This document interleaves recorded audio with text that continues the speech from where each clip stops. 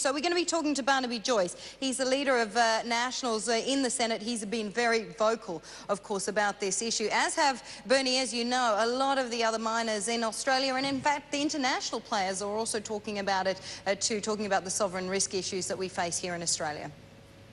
I'm just waiting for some big A-list company to say, heck with it, we don't like this talk, we're pulling our roots up and moving to Papua New Guinea or something like that. Now that would be news worth writing home about. Okay, looking forward to CF at the top with you, Oriel. 10 minutes till the start of trading in Hong Kong. We'll tell you what to look out for. This is The Call, only on CNBC Asia.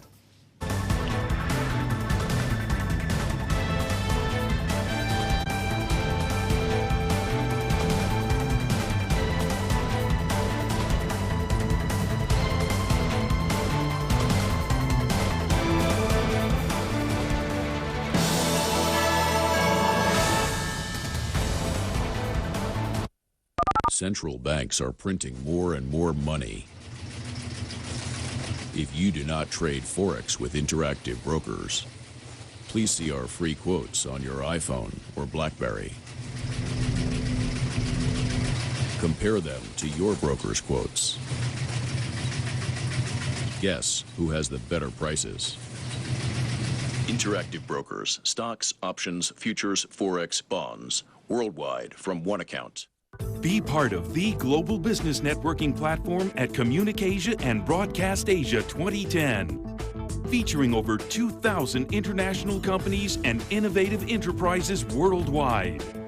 Discover bleeding-edge technologies and digital convergent business solutions at Asia's top Infocom and Media event. For more information, log on now.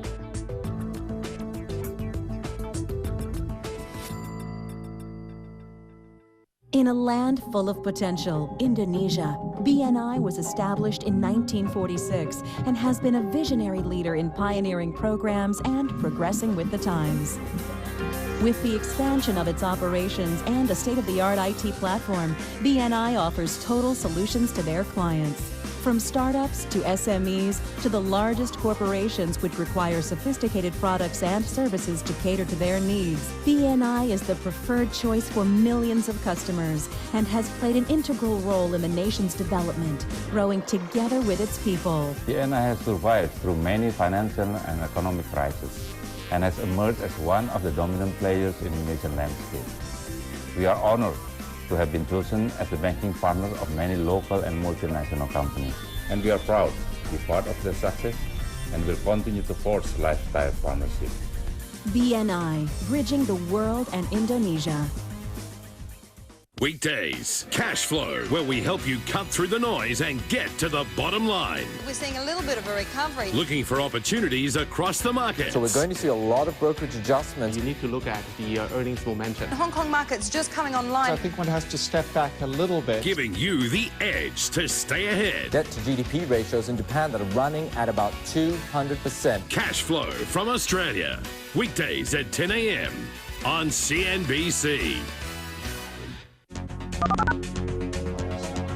Good morning and welcome back to Squawk Box. We are looking ahead to the Hong Kong market open and we are expecting a stronger start here. Our pre-market indications to open a nice higher by better than 1%. So looking to breach that 20,000 mark. It has been a very strong resistance in recent weeks. We're going to be keeping an eye on shares of Foxconn today. This as Beijing is looking to probe the recent suicides at the company. Foxconn shares are sitting up also in pre-market better than 0.5%. We're also watching Fosun. It's taken a 7.1% stake in Club Med.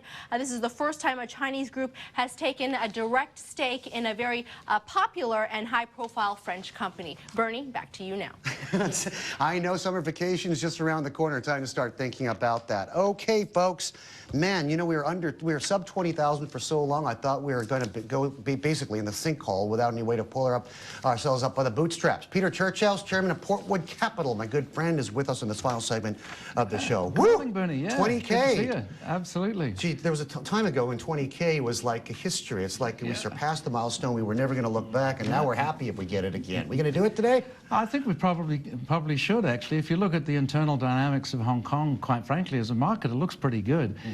You've got a country which is under-leveraged. The banks are in great shape. The consumer is under-leveraged. Leverage in the consumer everywhere else in the world has gone up. In HongOng, it stayed flat for a decade. What if China pulls the plug, though? What if they really pull something out of the hat and go 54 basis points and go, that's it, folks. Party's over. The free money's over. Well, they've been doing that quietly for the last month or two anyway by trying to slow down. I think they've made a mistake. They injected far too much liquidity into the economy last year, and I think they're trying to slow that down a little bit. And that's going to have a bit of a rub-off effect in Hong Kong, but let's face it, systemically, Hong Kong's in great shape. We don't have the problems that we have in Europe with governments way out of their league in terms of debt. The consumer is under-leveraged. The Hong Kong corporates are the most under-leveraged sector in the world, just about.